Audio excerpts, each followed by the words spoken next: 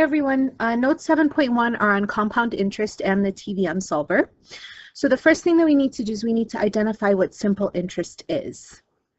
For simple interest, essentially what we're doing is we're taking the principal, which is the original amount,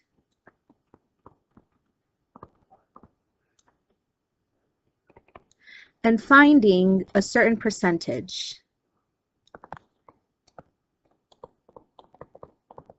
Then once we do that, we add that amount to the principal.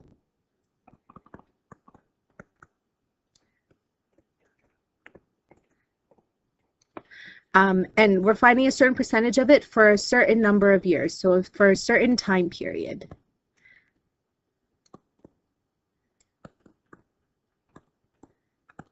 Okay? So, for example, in number 1, it says Jose wants to invest $1,000 at 7% per year simple interest. So this tells us right here that our principal is $1,000. Okay, and here our rate is 7%, but we're going to write 7% as a decimal, so it's 0.07. Okay, and we want to know how long it's going to, how much money she's going to have after 3 years. So her time is 3 years. So what I'm going to do is I'm going to find out what 7% of $1,000 is. So when I multiply $1,000, sorry about this, let me type in calculator here. So when I multiply $1,000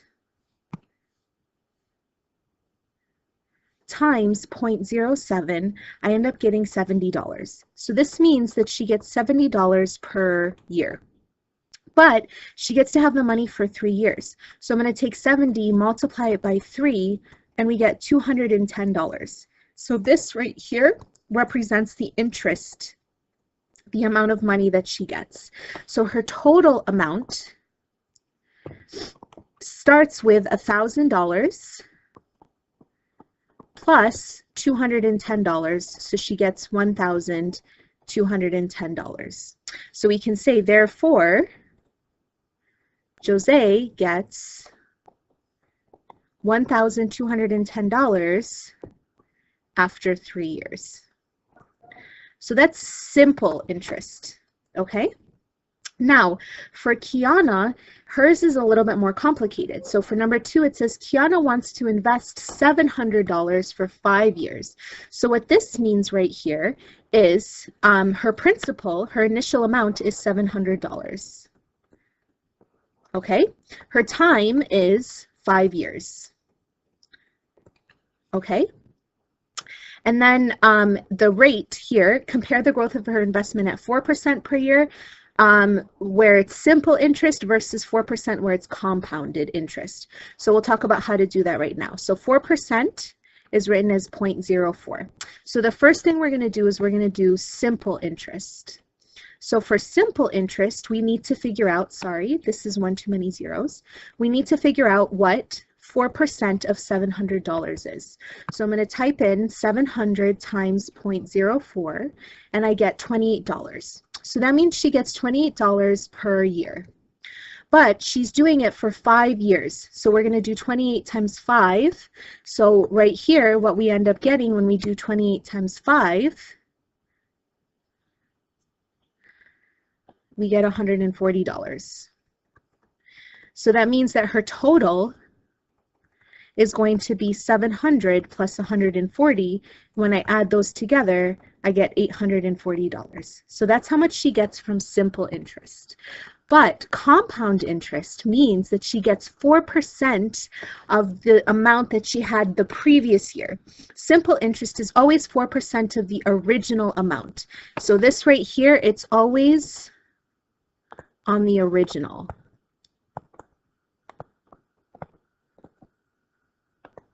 But this one, when it's compound interest, the rate is based on the previous year.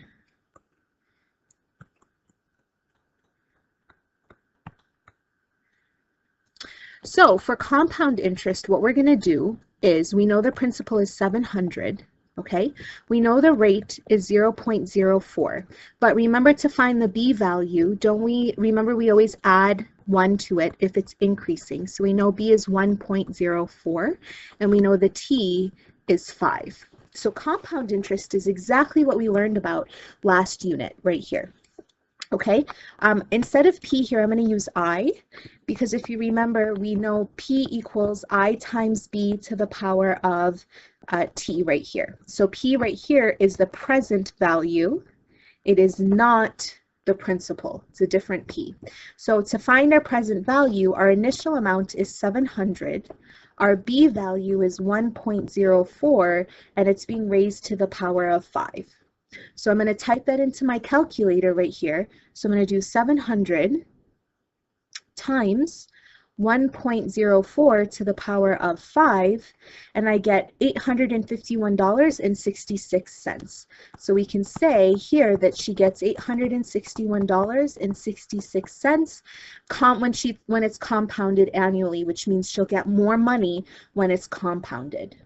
Okay, so question number 3 says to determine how much money you will have if $500 is invested for 6 years at 4% per year compounded semi-annually.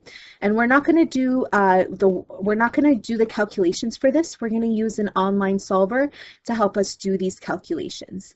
So what we need to do is we need to look at what we have right here. And I apologize, this was supposed to be on page 3, but it didn't translate over to the same page. So sorry, you're going to have to go back and forth between these two things. So the first thing we're going to do is we're going to look at what our TVM solver is. So if you go to my website right here and you go to MBF 3C, you're going to see Unit 7 Personal Finance. And in Unit 7 Personal Finance, there is a link for our TVM solver. And if you click on it, we're going to have our TVM solver right here. So if you look right here, we have a bunch of things: PV, PMT, FV, rate, periods, and then right here we've got this pull down menu, and then we have the same thing right here. So we have to define what all of these different things mean. So if you take a look right here at what we have, let's write down what each one of these pieces of information is right here. So if you notice right here, PV stands for present value. But it's also pretty much just the principal. So the PV is the principal, which is the initial amount. Okay? The rate is the percent that you are investing at. Okay? So it's the percent, and you literally write it as a percent. Do not write it as a decimal. Okay? The PMT stands for the periodic payment, okay, right here. So we're going to say that this right here is the periodic payment. And we're not going to worry about that for a little bit, but I do want you to write that down because we're going to talk about what this means. The periods right here is the number of times the money is compounded. And I'll explain what all of this means in a minute. Okay, and then lastly, or right here, FV, if PV is present value, FV stands for the future value. Okay, and then the last thing that we have right here is this pull down menu right here, and that is the compounding periods per year. So there's a difference between the periods and the compounding periods per year. So this right here is the total number of periods. The compounding periods per year is how many times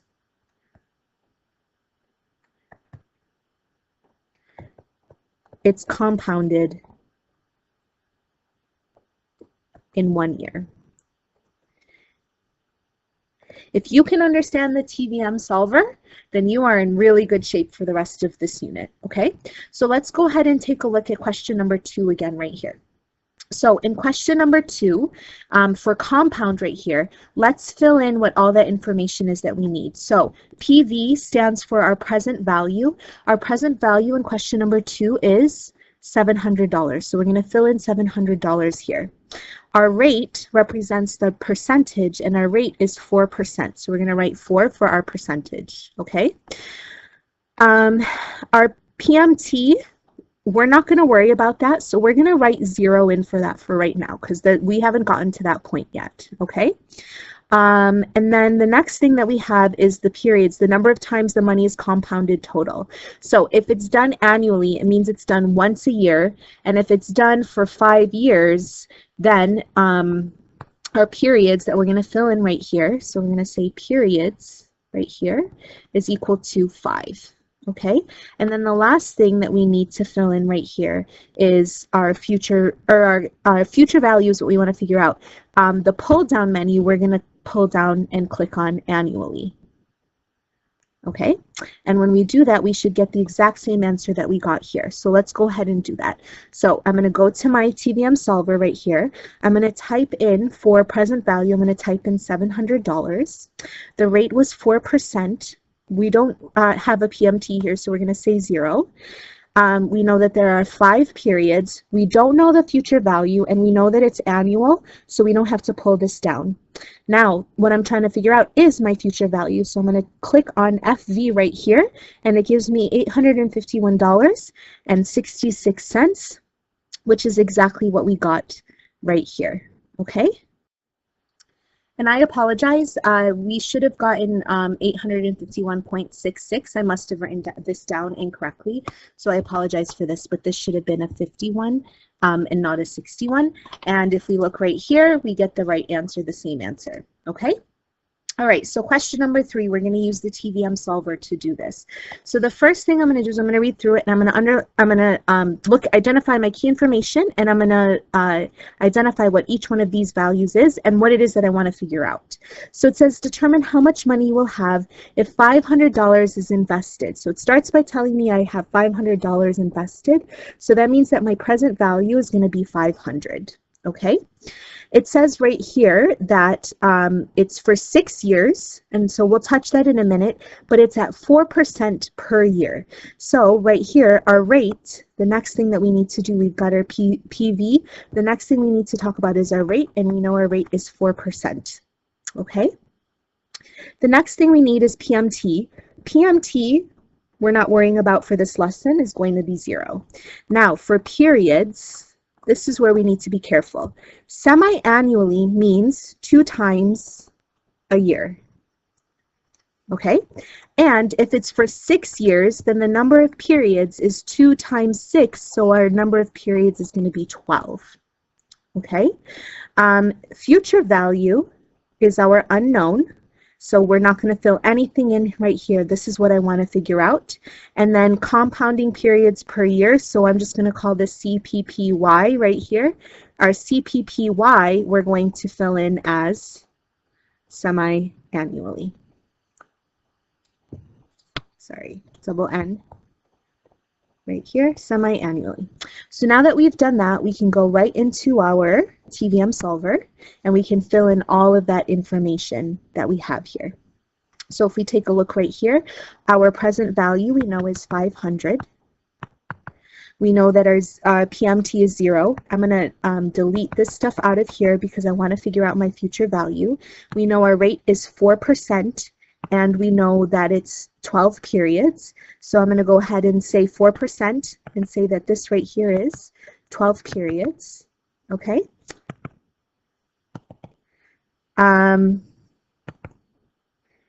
If it lets me type it in, sorry about that. So I'm going to type in 12 periods right here. And then for our pull down menu, we're going to say that it is semi-annual instead of annual. So right here, we want to figure out our future value. So it's $634.12. So we can go ahead and write that in right here, that this is $634.12. So we can say, therefore, you will have $634.12. Okay, and that's how a lot of bank accounts work. So taking a look at number 4, it says determine the amount of a $2,000 investment after 5 years if interest is 6% per year compounded semi-annually. So we're going to figure out all of these different things. We need to find out PV, PMT, FV, our rate, the number of periods that we're going to have, and then the compounding periods per year. Okay, so right here, our present value is $2,000 because it starts with $2,000. Okay, it's 6% per year. Okay, PMT, we're still going to say 0. After 5 years, if it's compounded semi-annually, so right here, we're going to say 5 years, 2 times per year, so it's going to happen 10 times. Okay, our future value is what we want to figure out. Okay, and then since it's semi-annually, that's what we're going to click on in our pull-down menu. Okay, so once we got all of that information right here, what we're going to do is we're going to go right into our TVM solver right here, and I'm going to fill in all of that information. So our initial amount is, our PV is $2,000.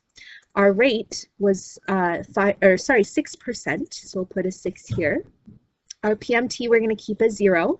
The number of periods is 10. Our future value is what we want to figure out, so we're going to leave that blank, and it's still semi-annual. We want to find our future value, so we click on future value, and it's $2,687.83. Okay, so right here we're going to say, therefore, the investment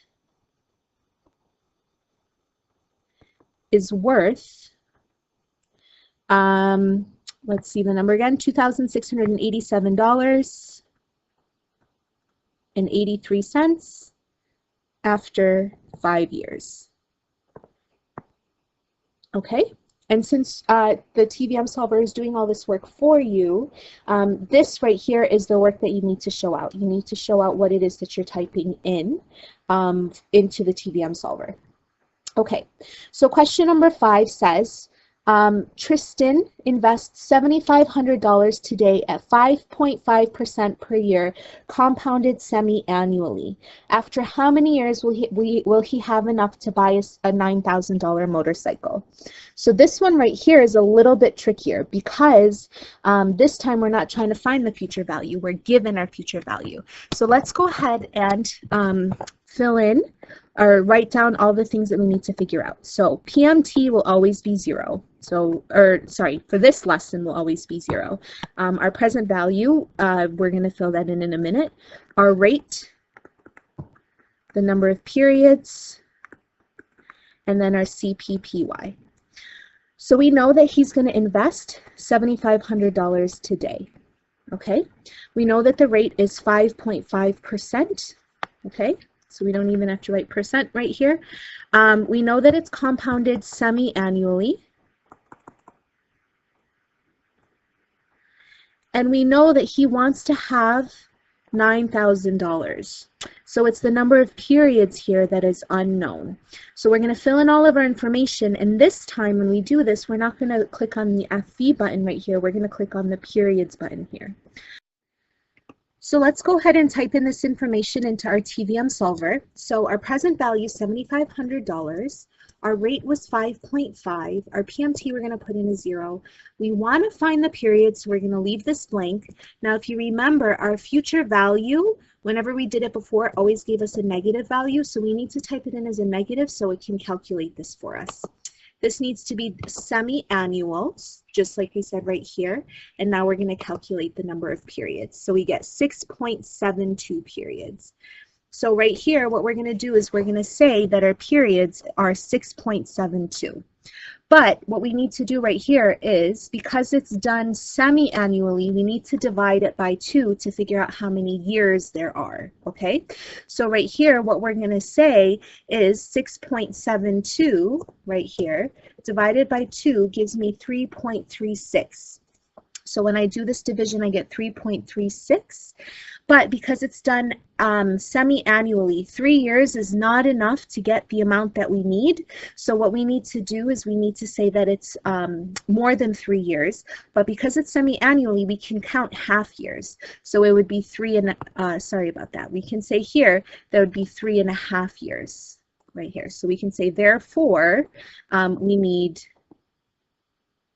3.5 years.